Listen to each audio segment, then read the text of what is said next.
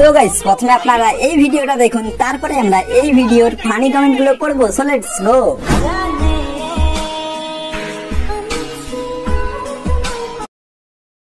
ये सब क्या देखना पड़ रहा है? अच्छा है मैं